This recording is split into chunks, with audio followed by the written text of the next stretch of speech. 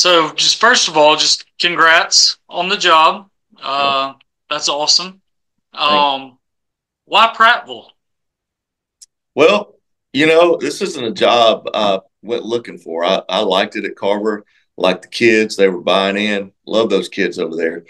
But I grew up in this area. Both my parents went to Prattville High School. I went to Stanhope Elmore across the interstate. But, you know, I think Prattville's still one of the premier jobs. I know they've kind of fallen on hard times in the past, but I don't think it's going to take much to get this thing back. Looks like the everybody in the area is hungry and they want to win again. And I've always said, people think winning is hard, but I don't think winning's hard. It takes everybody pulling from the same end of the road, and I'm not just talking about coaching staff and players. I'm talking about administration, the community, the alumni, local businesses, and everybody's got to be, we all got to share the same vision if we're going to get there. Absolutely. Seems like Um, ready. Yeah. yeah. So, what you can share, like it's not a job you went looking for, and I know Carver Montgomery. You're 1 year there, and Yeah. what that program is going to continue to be. That's a good job. Yeah. How did Blake sell you on Prattville? Well, it didn't take much. I just think, this is a job that I've always had my eye on. I'm from this area. Uh, but I've learned over the years not to go beating down doors trying to get a job, especially when you're content and happy. But again, Blake reached out to me, asked me if I was interested in talking with him, and that's how it started. And of course, I was, and it's just kind of fell into place without me trying to, you know, push the doors open. The doors just kind of opened, and that's why I know it's a God thing. And so I'm happy to be here, man, and excited and ready to go. Man, it's such a cool thing too, because like you mentioned, your parents went to Prattville. You said you've been all around that area. I mean, and then even your coaching stops. I mean, what New Life Christians in Millbrook? I've got family in Millbrook. Yeah. Edgewood Academy right there in Elmore. Yep. Autauga Academy right there in Prattville, and then Carver Montgomery just a little bit down the road. I mean, you've been right in that area for a long, long time. Yeah, yeah, I have, and it's not just my parents went here. My grandparents lived. One set of grandparents lived on Third Street by First Baptist. The other lived on Wetumpka Street, and that was right between the primary school. Because I remember as a kid running from one set of grandparents' house to the other through the primary school playground. So it's kind of crazy that I did go to high school here, but I've always grown up here. I did play little league ball growing up, pretty much my entire life. My brother and I did. So yeah, it's kind of a neat situation. And I got a portrait that's hanging in my house, and it says, a man travels the world in search of what he's looking for and returns home to find it. And so here I am. And past few years I've kind of ventured out. I don't know if I took a job, and I said a 6A job in Hattiesburg, Mississippi for a year, and then I wanted to get in the public school system. So Nate McDaniel, who played for me at New Life years and years ago, offered me the OC job. So I leave Hattiesburg and I get in the system, and Baldwin County gave me all my private school years. So that helped a lot financially. And then when the Carver job came open, I thought it was an opportunity to get back closer to home. And I've known the principal at Carver for years. He's actually tried to hire me two other times over the last 10 years and just didn't think those times were right. And this was a perfect opportunity for me to come back. And, there were huge expectations at Carver. I thought our staff did a good job of setting the standard, and that's what we want to do here. There's big expectations, everybody's excited and all that, but we got to create that standard, and we'll never get to the expectations until we meet the standard each day, and so that's what we're going to move forward trying to do with our guys here. Yeah. How cool is it for you? Like, is this kind of, just all those schools that we kind of mentioned that you've been at, all of them kind of in that Prattville, Millbrook, Montgomery area, but, Prattville's kind of, in a way, I'm going to use the term, in a way, it's kind of the white whale in the area. Is that always been a job that you've just kind of aspired to since you got into coaching? I mean, even when Bill Clark was there, were you looking at that program like, man, look at what they're doing there? Yeah, I did, and uh, it's always been a job that I said I'd love to have. Again, I didn't go through this; it just kind of happened this time. Um, but Yeah, it's definitely. I think it's a premier. I think it's a sleeping giant. I think there's a lot of good things we can do, and I think we can get this thing going in the right direction in a hurry if we get everyone to buy in. And right now, it seems like everyone's on board, so that's huge. And I'm not talking about players; I'm talking about community. So uh, we'll see. It's kind of neat how I just. It's funny, I grew up a baseball guy. I played both football and baseball. I played professional baseball, and here I am, a high school football coach at town I grew up in. So kind of God works in mysterious ways, man. He sure does. What position were you in baseball? I was a left-handed pitcher. Left-handed pitcher. Where all did you play? I played I went to junior college in Mississippi at Etowah Community College. Actually, my team coordinator, Coach Richard Bevel at Carver, he played at Etowah as well. But then I got drafted. I played for the New York Mets. And I played in the Texas Louisiana League for a year or two. Injured my arm, tried to bounce back a time or two, just could never compete on that level. But yeah, I had a lot of fun, and then came home, started coaching at a young age, and really wasn't quite sure, how to do things, how to handle things, deal with kids at the age of 24. I was a head football coach, baseball coach. I coached both for 20 years. Had a guy named Bucky Mansman who coached with me for 20 plus years, and man, he's my mentor and accountability partner. I still meet with him every Wednesday, and we talk about life and about things. And sometimes he tells me things that pisses me off, but I know I need to hear it. And I think everybody, we all have people in our life that tell us, what we want to hear, but we don't have enough people to tell us what we need to hear. And he's Yes. a guy for me, and he was that guy when I was a young coach, and still glad he's in my life. That's awesome. I'll forgive you for playing for the Mets as a Braves guy. Yes, right. I was at the doubleheader last game of the regular season this year, where the Mets were at the Braves and they had to play two. And Yeah, if they split, they both got in. If the Mets swept, Braves out. Braves swept, Mets out. yeah. And I was there with Kyle Parmley, and it's the longest I've ever been in a major league stadium. A major league doubleheader is no joke. Oh, Um, and the Braves were awful that game one and lost, obviously. And game two comes out, and like the Mets, they've clinched. So some guys didn't play, and the Braves are rolling out all the stops, and they still barely won that game. And it was relief. Like there was no excitement at all as a Braves fan. It was just relief that, okay, thank God they won one of these. We were on the way home, stopped at a gas station, and we're decked out in our Brave stuff. And the guy's like, "Wasn't that exciting?" And I was like, "No, like you watched the games? No, it wasn't exciting. Like we limped in. The Mets pretty much gave us game two. They were like, "Hey, we'll just team up and knock out the Diamondbacks here all together, and right. both of us will get in." But Yeah. anyway, perils of being a Braves fan. There's a lot of heartbreak at times, but Oh yeah, yeah, yeah. can y'all actually afford Juan Soto? That's nuts. That's crazy, isn't it? Seven Unbelievable. $765 million. Yeah. I would have just settled for that Bobby Bonilla deal. What's he No get? kidding. So Man, that is a heck of a deal. So yeah. what is your coaching style like? What are you like between the white lines?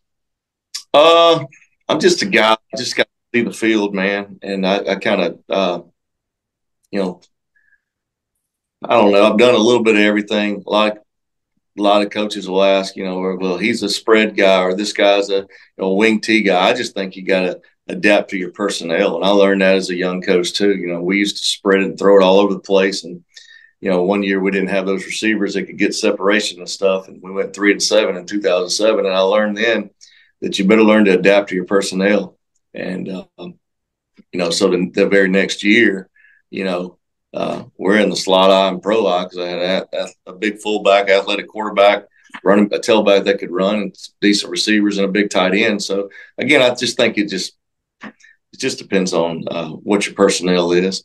Nowadays, you see the RPO, you see the tempo, all that stuff. We still do some of that stuff, but and that's usually the goal. But again, it depends on what we're working with. You know, this past year, we had some exceptional skill players at Carver. and our O line was young, so I felt like we needed to, we were just did a lot of zone, and we had some RPOs and some pre reads and some tags and things like that, and that allowed us to play fast. So that's what we've done Yeah. the past year or so. Is kind of knowing that personnel and not getting yourself stuck in a particular system and trying to force things, is that a big reason why you've been so successful as a head coach? I mean, you pointed out 2007, you've only had 3 losing seasons out of like 26. Like something's Yeah. going really, really right. Yeah. I've never been a system guy. Uh, uh, I don't know. I think it's about the kids, though. Coaches can you can draw up X and O's and all that, but at the end of the day, if you don't have players, man, it's tough.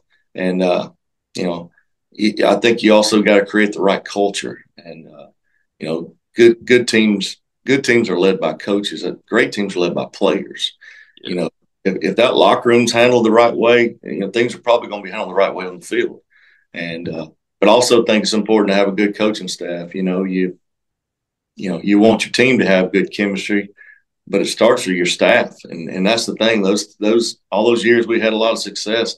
It's because we had great chemistry on our staff. Everybody understood their role. They did what they had to do to make sure we were successful, and that trickled down to the players, and that's what we start to see greatness happen. And fortunately, man, I've been around some really good assistant coaches, some great players over the years. How do you make that happen at Prattville? Like you mentioned the standard. Like how do you create the standard? How do you get guys to really buy in and pull that rope from the same side, like you mentioned?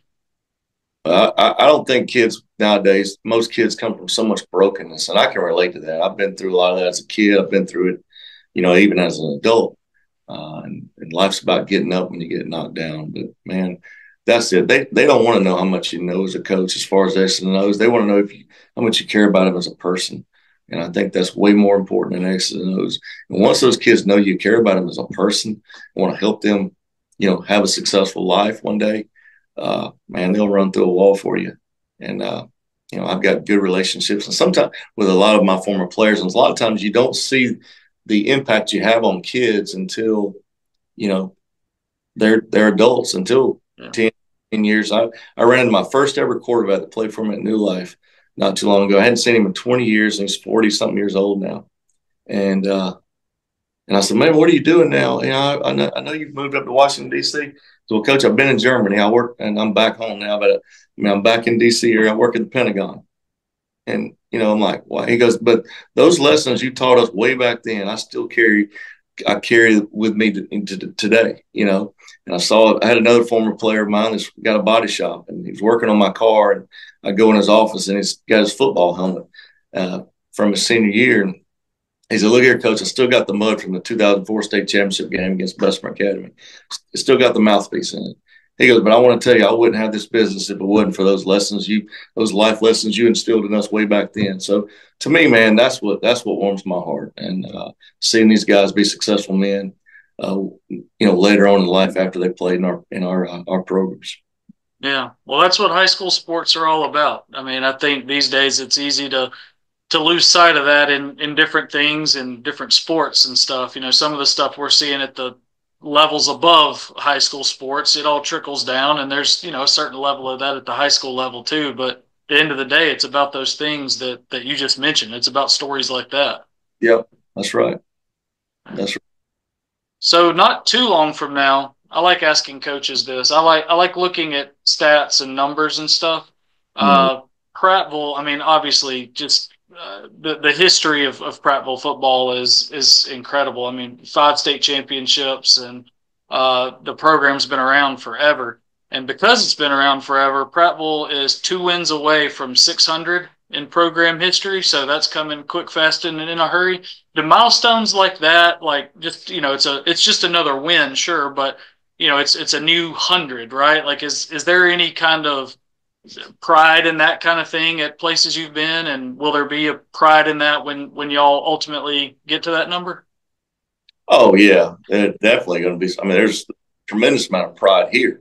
I got an unbelievable warm welcome here. Kind of blew me away. And so again, this place is ready to explode, ready to take off again, and get back to their winning ways. Um, it's just an honor. I've had a number of texts from former coaches. Caleb Ross sent me a nice text. Bill Clark sent me a nice text the other night. So again, it's just an honor to be the head coach. I think somebody said the 33rd head coach in Prattville history. So it's an incredible honor, and to be sitting in this seat right now. And I'm just very, very thankful that they gave me an opportunity to be the next head coach of Prattville.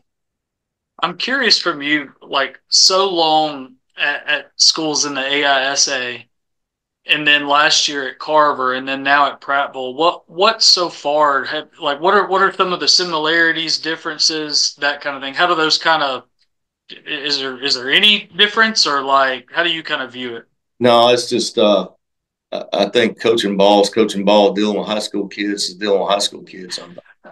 You know, uh, high school coaches. I mean, it's an incredible responsibility nowadays to be a high school coach. Uh, so it goes back to what I said earlier. They don't want to know how much you know. They want to know how much you care about them, and that's on all levels. Uh, you know, and so again, just putting my whistle around my neck and having an opportunity to have an impact on their life. That's an incredible responsibility and something I don't take lightly, man. I've said this before. No matter how many wins I have or how many championships I have, God's not going to say congratulations on winning all those games. He's going to say, what'd you do with those boys I put in front of you, and how'd you mold them into men they need to be? And to me, that's what being a high school coach is about. It's about molding men, because one day they got to take their cleats off, but they still got to be a man in this world the rest of their life. So whether it's a private school level or a big school, the only difference I see, last year at Carver, I just felt like we didn't get out coached or out talented. I thought we got out programmed. When you're playing against Central and Auburn and these schools, and they've got 20 plus coaches over there, and here I am with 5 of us. It's a challenge. We got coaches that got to wear 4 or 5 different hats, and it weighs on you. So fortunately, that we won't have that issue here. I've got to put a staff together. I'm going to hire 16 coaches here in the next few weeks. So I've been busy. I've already had 2 meetings this morning. I've got 2 more after we get finished talking. Yeah, man. So what? Take me back to last year. Like, first year at Carver, a lot of changes there at Carver Montgomery this last year, and then playing in that 7A Region 2 with some of those teams, with what Coach Nix has done at Central, and Keith at Auburn, and Brian was new at Opelika this last year. What was facing a schedule like that like for you and your team? We just try to take it one at a time, and Yeah. Going 6-3, we lost it 3 straight. It was tough one to swallow with Enterprise game. We had it first and goal 4 and didn't score. Went for them. They stopped us on 4 downs. Hats off to them that game. What was more impressive there is they got it back they got the ball on the half-yard line with 8 minutes left, and they ran the clock out. We never got the ball back. And then, of course, the Central game was rough. We had a lot of questionable calls, and I think some officials got reprimanded in that game. Try not to blame officials. I know they got a job to do and all that, but we had 3 touchdowns called back in that game that we didn't score on. Wow. Then a couple of questionable calls, big time. But we overcame all that. We go down the field, we score on with 50 seconds left to take the lead. They get the ball back. They go down and throw a ball that bounces off one of their receivers, goes over our defender, and one of their guys just happened to be standing there. It runs it in. It was almost like the miracle of Jordan Hare. And Oh gosh. so that's how that one ended, And then Auburn beat us 29-14, but we had the ball in the red zone like 4 or 5 other times and came away with no points. So we were right in every game. I think somebody told me, I had a sports writer tell me this was the first time in 30 plus years that a team was ranked in the top 10 and didn't make the playoffs. So that was tough. But again, what speaks volumes about the character of our guys at Carver. They said in the past, kids would have been fussing at each other, throwing helmets and all that. Our kids kept their heads down every day and they went to work. We were down the very last game, knowing we didn't have anything to play for. We were out of the playoffs, playing a great team like Opelika. We were down 28-6. in the first half, and then we come back and win the ball game. So that tells you a lot about the character of our kids and how much they grew and how much they bought into to the standard and the things that we were trying to instill in our guys. I just wish we would have had a chance to get in because I think we really could have made noise, man. Had a special group of kids, and to see those kids what they went through last year, you know, Lanier kids having the door shut on them, and then you having to take two rival schools and bring them together, and how they just all bought in, man. That was awesome. Our coaching staff did a really good job of bringing those guys together. But a lot of people think that, well, you had a lot of talent when you combine those two schools. But honestly, we only had like 11 kids that came from Lanier. We had about 20 something in the spring, and I think some of them maybe saw they weren't going to play, and they transferred to other schools. So I think we had like 11 total kids from Lanier that came over with the guys that were already at Carver. Yeah, man. And what you mentioned about kind of missing out on the playoffs despite being a ranked team. I've talked about this some with other coaches, with other 7A coaches, namely Robert Evans at Vestavia Hills, who I guess y'all played the first game of the year with them, right? Yeah, we did. I would love to see if we could just put, I don't know, do away with regions in some way, or rank all 32 and put them in some kind of way, and have a playoff of our own kind of deal at the high school level. I think that would be just too much fun. Yeah, that'd be awesome if we could figure that out. But yeah, it is what it is. Yeah, it is. It is. What do you think about joining this Region 3? You've got at least this upcoming 2025 season in it before another reclassification. Just joining the likes of Thompson, Hoover, Hewitt-Trussville, Vestavia, all these schools. How much do you know about them? How much do you pay attention to them from where you sit? I don't know a lot. I do know that they're all well coached, great programs. A lot of resources. They're able to get pretty much what they want, and they're set up to be successful. Their coaching staffs, you can tell those kids are coached up everywhere. Yep. So they're not just good players. They've got great coaching staffs they're coaching those guys up. So yeah, I know we're going to have our hands full. It's kind of like the region we were just in. We just got to take it one at a time, and hopefully find a way to get in. Yeah, man, and you've got not only hiring a staff of 16, like you said, you got to. I know that those 3 games that you've got to fill outside of region is a puzzle, like trying to get things to line up. And I don't know where y'all stand on previous games, from the past or anything like that, but I know that's a seasonal headache for you head coaches as well, putting together that non-region. Yeah, well, we're on the second year of a 2-year deal, so are you? Schedule's already set, so I won't have to deal with that. Well, that's good. Yeah, that's good at least for this year. You've got enough on your plate right now. I'm telling you, man. I'm telling you, if I had to put the golf clubs up, man, I won't be playing golf much anymore. I can tell you that. It's just when's the last time you played? Well, yesterday. I went ahead and set aside yesterday because I knew the weather would be good to play with some buddies. But that's probably going to wrap it up for me for a while. Yeah. What, you hitting the Robert Trent Jones Trail in the area or what? Usually do, or a local country club. Yeah. Love it. What? Yeah. How good of a player are you? I played high school golf. I'm a big golf guy, so I get curious. I play a lot in the summer. I did. I don't know how much I'll play this summer, but yeah, I play a lot. I don't know. I probably maybe around 4 or 5. I mean, I've shot below par a few times, but probably say my handicap's probably 4 or 5 in the summer. It's probably 8 to 10 right now. Okay, well, hey, that's a good golfer. So, yeah. Well done. Well, I appreciate you, Coach. I know you've got a busy schedule ahead here before Christmas, so I'll let you get back to meeting with potential staff and doing all the things that a new head coach at a head coach at a new school has to do. So I appreciate your time and look forward to seeing you sometime, I'm sure, this upcoming fall. Y'all coming up to, whichever school's up here in Region 3 that I'll see you at. So looking forward to it. Man, me too. And I appreciate you having me on, and have a Merry Christmas. You too. Merry Christmas. Thank you, Coach. All right, buddy. Bye.